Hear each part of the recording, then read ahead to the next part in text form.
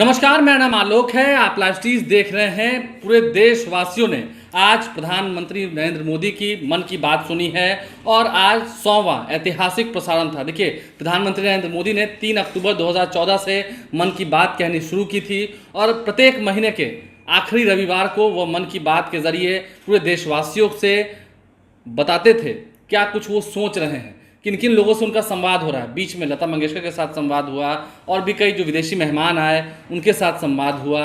और ऐसे में प्रधानमंत्री नरेंद्र मोदी की जो लोकप्रियता बढ़ रही है, इसे देखते हुए पटना साहिब में आज एक अलग तरीके से ही मन की बात सुनी गई। देखिए, नाव पर तस्वीर देखिए, ऋतुराज सिन्हा हैं।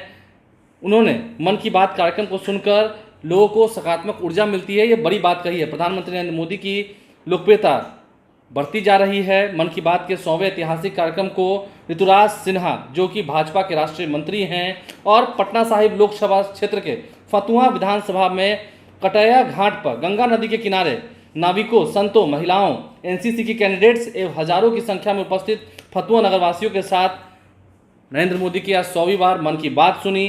प्रधानमंत्री जी का बहुमूल्य मार्गदर्शन प्राप्त हुआ, ये कहा है और उन्होंने एक कामना की है कि अभी तो सिर्फ 100 संस्करण हुए, यानी कि 100वां एपिसोड ही आ जाया है, आगे और 100 संस्करण हो, आगे और 100 एपिसोड्स उनके आए मन की बात की, ये भी दुआ की है। और साफ साफ कहा है कि जिस तरह से प्रधानमंत्री नरेंद्र मोदी जब बोलते हैं, उन्होंने बहुत कुछ सिखाया है लोगों को, बहुत सारी मार्ग दिखाई है और देश को एक अलग ऊर्जा मिलती है। लगभग 100 करोड़ से अधिक देशवासियों ने आज मन की बात सुनी है। ये ऐतिहासिक क्षण हम आपको दिखा रहे हैं राजधानी पटना में ही, कैसे नावों पर बैठ कर, ज़मीनी कार्यकर्ताओं के साथ बैठकर ऋतुराज सिन्हा ने मन की बात सुनी है। गंगा किनारे नावों पर बैठ कर कुछ एक अलग ही आनंद आता है।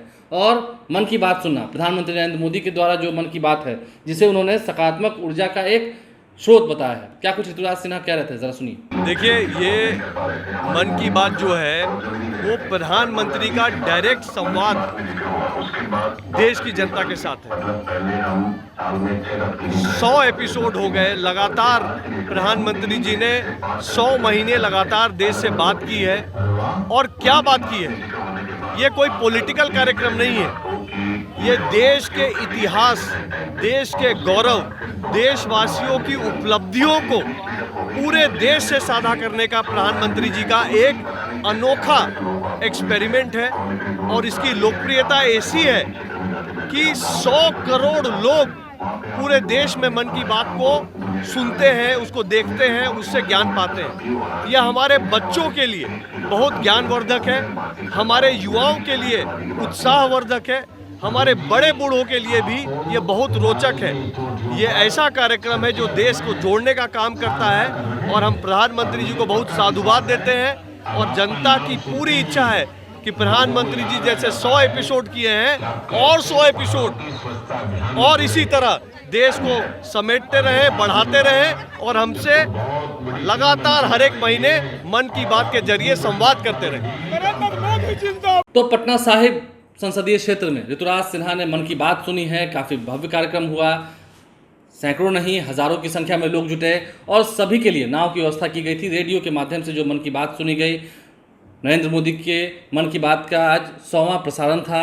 और पूरे देश में अलग अलग जगहों पर, बिहार में भी अगर हम बात करें, बीजेपी के प्रदेश अध्यक्ष सम्राट चौधरी हों या फिर नितिन नवीन हों, इन सभी ने एक साथ बैठकर मन की बात सुनी है। मंगल पांडे भी उपस्थित है, इन सभी ने बैठकर मन की बात सुनी है। अगले साल लोकसभा के चुनाव होने हैं।